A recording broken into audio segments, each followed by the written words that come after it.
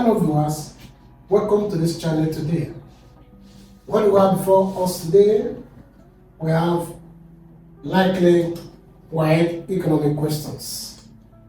Please sit down. You can also get your pen and a paper by your side and let us go together.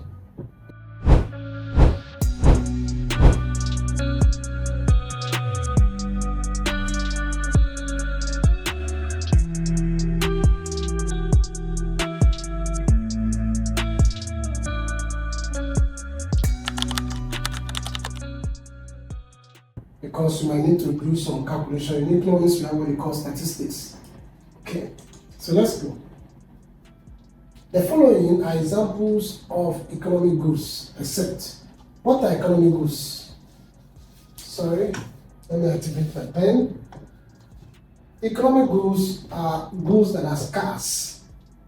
So, as they have price, goods that are scarce and they have price, you pay for them, you buy them. Because they are scarce. They are economic goods. That's economic. You pay. Bottled water, air, household utensils, shelter. Of course, we know it's air. Air is a free gift of nature. We don't buy it. It's not scarce. It's abundant. It's everywhere. Okay? Whether it's fresh or polluted, you decide. Depending on where you are staying or where you are from. A tent making factory offers, please, tent making. Somebody will build a house for you, a tent, a house for you, a builder. Personal services, indirect services, social services, reflect services. I think the answer here is indirect service.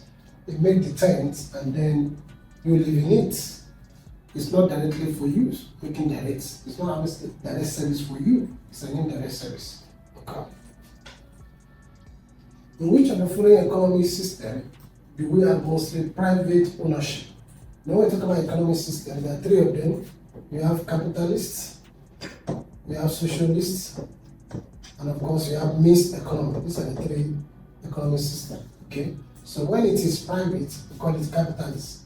Capitalist is private, socialist is government, mixed is both private and government. Okay, so when we have private is capitalist. Option A is the correct answer. Okay? The next question, the sum of items divided by the number of the item is what? Is mean. When you have to find the mean of a number, find the mean of 10 or 20 or 30. What is that? You just add it together. That is 30, that's 60. Over what? 1, 2, 3, divided by 3. So that is what? Mean. So 20, that's your mean. So mean is when you add the sum, add together, and items or values divided by the number of the values, and then we call it mean. Okay? Find the median of the following set of scores. Median means the number or the value that fall are the middle. That fall at the middle.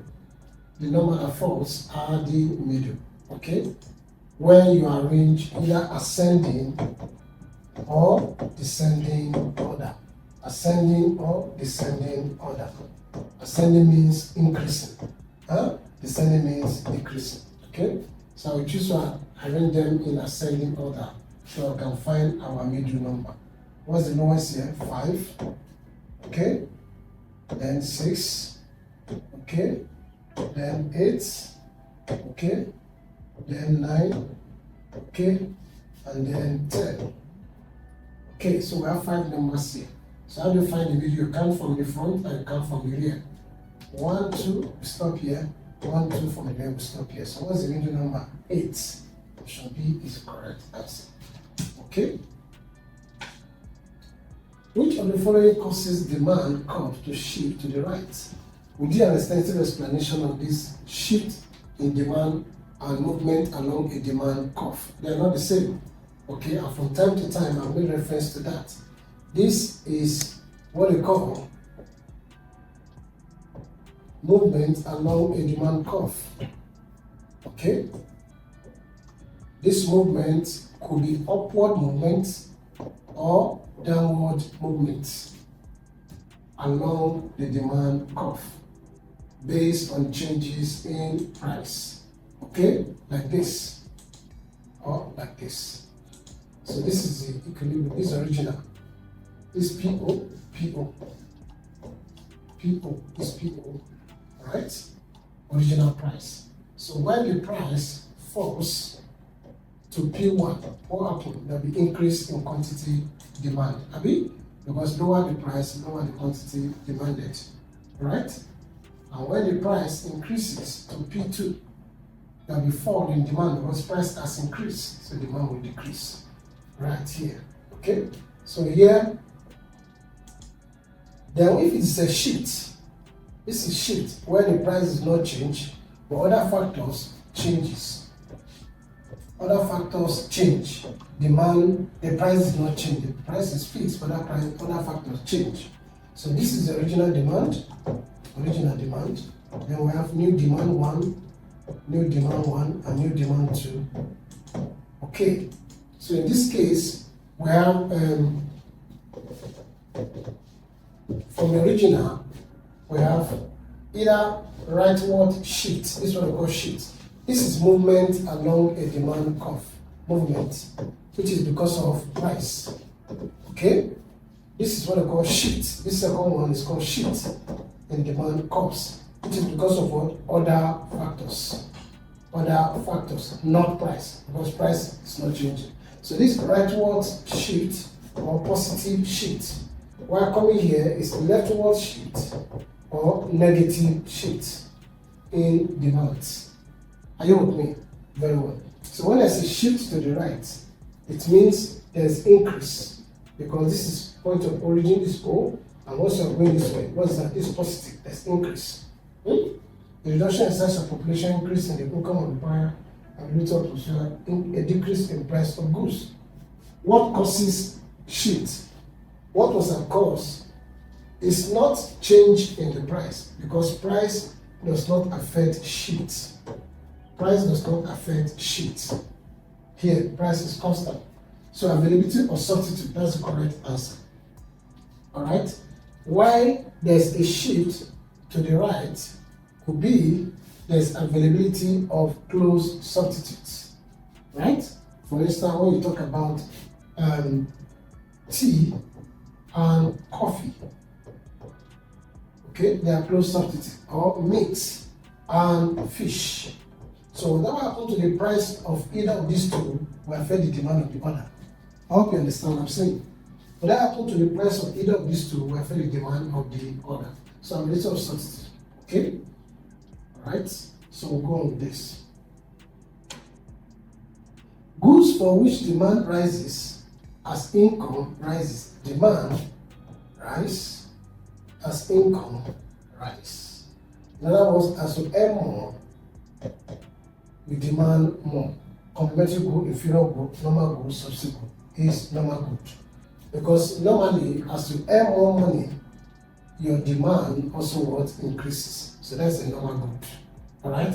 But anyone that as your income increases, your demand for it decreases. That is an inferior good. Because we believe that it's substandard, you can get something much more higher. Okay? The slope of supply curve is, this is supply curve. But what I drew before is no supply. This is a supply curve. This is supply curve. So there's an error in our first one. This is supply. This is actually supply. No? This is demand curve. This is supposed to be a demand curve. Eh? This is not demand. Okay? So let's correct this. This movement along demand curve. This is demand curve. Come on. So not this. Let's correct this. Okay? Let's correct this. So this is movement along demand curve. Okay? This price, this quantity. Alright? This demand. Alright? So we have that would be the original price. Then we come on now here. So this is PO, this is P1, this is P1 here. Okay, Q1. And this is P2, and this is Q2, this is Q. So there's movement upwards and downwards, upwards and downwards movement along the demand curve. Remember I told you, basically because of the changes in the prices, alright? But for the sheet, the price is constant. The price does not change, but demand changes. So this is the original one. We have this here. Okay, this quantity, the x-axis, y-axis. Okay, so this is D2, D2, D1, D1. Okay, so I want to have Q2 here, this Q. So what are we saying? Leftwards shift. Remember I told you sheet is as a result of what? Other factors. Other factors, not price. Other factors like taste, like fashion, like maybe weather condition, or whatever it is. Okay? So, rightward shift is positive, leftward shift. So just corrected that for us to arrive at our answer. So let's go back to the current question. Yes, supply curve. This is supply curve. You can see supply curve is totally different from demand curve. Okay? The slope is horizontal, uniform, positive, vertical. It's never horizontal, it's not uniform, it's more or less vertical. It's more or less vertical, going up, just like this is vertical. Alright? Equilibrium price is a price at which a buyer is ready to sell, ready to buy, and the seller is ready to sell. In other words, buyer, where the demand equals what? Supply. Demand equals supply. So, demand greater than no, supply is greater than no, demand equal to what? Quantity supply. That is equilibrium price. It is shown like this. This is your demand, this is your supply. This is equilibrium price. This equilibrium point. This equilibrium quantity, where demand and supply meet. So let's represent it with small letter E, the equilibrium point. Okay, that is price, your y-axis, your x-axis, your point of origin. Okay, so that's the equilibrium point, where demand curve intercepts supply curve. Where the buyer is ready to buy, the seller is ready to sell. Demand equals supply. Okay? A decrease in supply will demand remain unchanged because when the quantity supply comes down, and demand still remain. For instance, maybe supply before is 50, now it has come down to 40, and maybe demand before was 50, and still remain 50, did not change. What do you think will happen? The implication now is that demand now is not greater than what is supply. And when demand is greater than supply, what is that? One, there is excess demand, and because of excess demand, what do you think will happen? The price may be forced to go up. Excess demand means demand is more than supply, so the price will be forced to go up. So let's see what happened. Because the equilibrium price will go to be unchanged, remain elastic, remain inelastic, rise, it will rise. The price will be forced to change. Why? Because of excess demand more than supply. Alright? So, at the highest level of total utility, marginal utility is negative, positive and falling, positive and rising. Total utility means the total products, the total output, the total service. While marginal utility is the extra, the one additional. Alright? So the highest level of total utility, marginal utility should be cutting below. It should be cutting below. Marginal utility should be zero, cutting below, zero. Okay? The law of diminishing marginal utility. Diminishing means as more and more, one extra, one additional is taken, the definition, the less satisfaction derived. Remember, utility is talking about what? Satisfaction. So it says that when you take the first bottle of Coca-Cola, with that first bottle, you enjoy yourself. When you take the second bottle, the enjoyment of second cannot be as much as the first. You take the third, you take the fourth. If you notice that, your enjoyment will be what? Coming down. That's not diminishing return. The more of a commodity is consumed, the less is consumed. The higher the satisfaction, no. The higher the price paid, the lower the quantity supply, the lower the rate of increase in the person, the higher the satisfaction derived from an additional unit. The law of diminishing marginal utility states that the more a commodity is consumed, the higher the price to be paid, okay? The lower the quantity supplied, the lower the rate of increase in the total utility. This is the correct answer. The decrease in the rate of increase. You can see the way they twisted the question. The lower the rate of increase in the total utility. In other words, what you derive will be going down. Just like what I explained here. The first bottle, second bottle, third bottle, fourth bottle, your enjoyment, your satisfaction will be diminishing. So lower the rate of increase in the total utility. Don't mind the way you put it. Greater interdependence among workers in production is associated with utility, manufacturing, division of labor, factory workers. Interdependent, that is division of labor. We work together. I do my own, you do your part. I play my part, you play your part. Division of labor. If TC and FC and VC represent total group, blah, blah, blah, blah, blah. Which of the following is correct? TC is FC. Fiscus, no, TC is total Fiscus minus BC. Yes. TC plus B, okay. FC, Fiscus, is total cost plus no. This is not Fiscus. It's total cost that's minus variable Fiscus minus variable cost.